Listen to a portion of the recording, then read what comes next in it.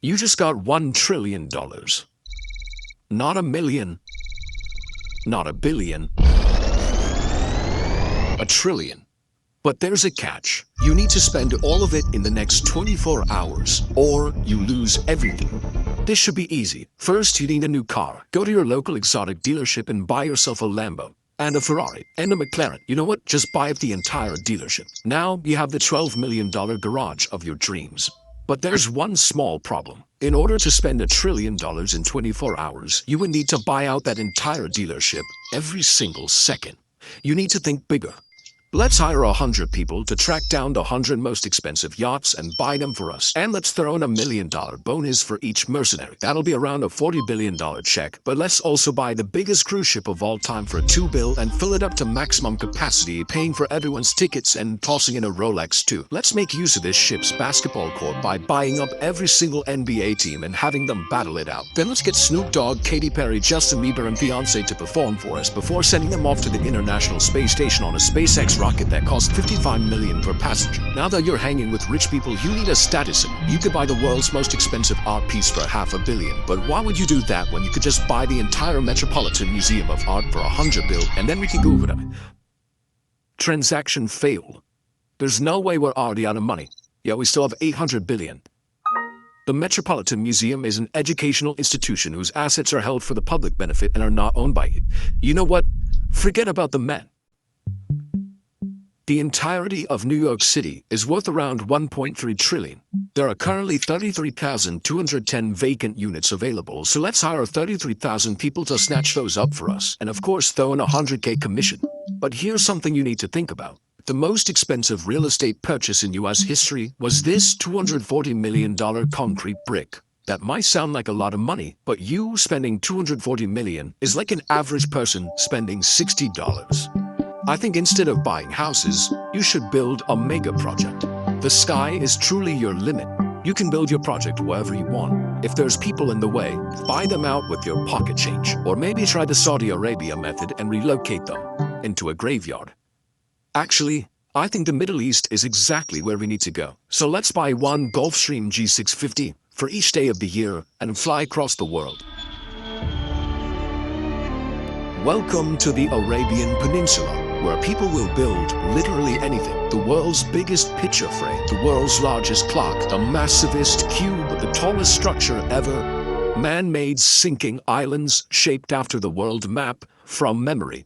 These are cool. Let's build an even bigger artificial island for $20 billion. Of course, we can't forget about labor cost, so for that, let's budget in $10. Then let's buy every single one of those mega projects I just showed you for a total donation of $101,292,000,000 and $10 to our Middle Eastern boys. But while you're here, take a look at the Burj Khalifa, the current tallest building in the world. If you were to stack $1 bills to the very top, the tower would be worth $7.58 million. You still need to spend 87,000 times that, a stack so high it would go past the International Space Station. If you ever want to spend this money, you need to stop thinking in real estate and start thinking in 51st state. Do you see where I'm going with this? Buy a country. In 2010, the country of Liechtenstein put itself on Airbnb at 70 grand a night. This is literally nothing. You can't be looking at countries hoeing themselves out for pennies. You need the ultimate prize. Somewhere cooler. Somewhere strategic. Let's buy Greenland. Based on the market price of its mineral reserves, the world's biggest island has a price tag of around $200 billion. We can afford that, but there's one small thing in our way. During Trump's first term, when he proposed the conquest of Greenland, the country dismissed the idea as completely ridiculous and firmly stated that Greenland is not for sale. Let's buy an F-35 for $80 million. Fuck it. 2 F-35s. 3, 10, 100. 2 aircraft carriers, 3 destroyer ships, 1 ballistic missile submarine, 57,000 Blackwater soldiers, 1 for every citizen of Greenland. Now we have a $50 billion makeshift military, and it looks like Greenland's for sale after all. But by this point in your trillionaire spending spree, people are starting to take notice. Your exploits might not have hit TikTok yet, but rumblings are beginning behind closed governmental doors. Luckily for you, there's not much politicians can say once you own them. Buy a politician. We got Trump here for $1.5 billion. Kamala is almost $2 billion. But you do get a free Joe Biden. Let's buy up both of those and every sitting member of the Senate and House for a grand total of $7.2 billion for the entirety of American politics. This is a great deal, but there's a catch. Money influences politics, but it doesn't always decide it. I mean, look at the presidential race. Democrats outspent Republicans and still lost because $2 billion can't buy aura. More recently, Elon dropped millions of dollars campaigning for an election in Wisconsin, only to find out that shit no longer works when everyone hates you. Even BlackRock doesn't always get what they want. $1 trillion gives you access to almost everything. But culture and public perception are things that are not for sale. Just kidding. Let's buy every single media company. The Washington Post, Time Magazine, the New York Times, Comcast, Fox. Global ad spend for an entire year is around $1 trillion. That averages to $3 billion a day. So let's run 1 week straight of propaganda and we should be good. But if you're still getting heat, there's one final method you can use. A donation a day keeps the guillotine away. It's time for philanthropy. There are a lot of causes to choose from, but you should start off with the people most in need. The U.S. government. America is currently $36 trillion broker than a homeless person. That number is increasing by $2 trillion a year. Luckily, we now have you. $220 billion honestly isn't gonna do much, but it's definitely gonna help. Assuming, of course, that the US government efficiently manages a $250 billion cash injection. You might be wondering how you're gonna send the money. And the answer is pay.gov, an official website where you can make donations to the US government to reduce the public debt. So let's just enter in your $220 billion right here and... Well, turns out the maximum amount the Treasury accepts is only $1 million.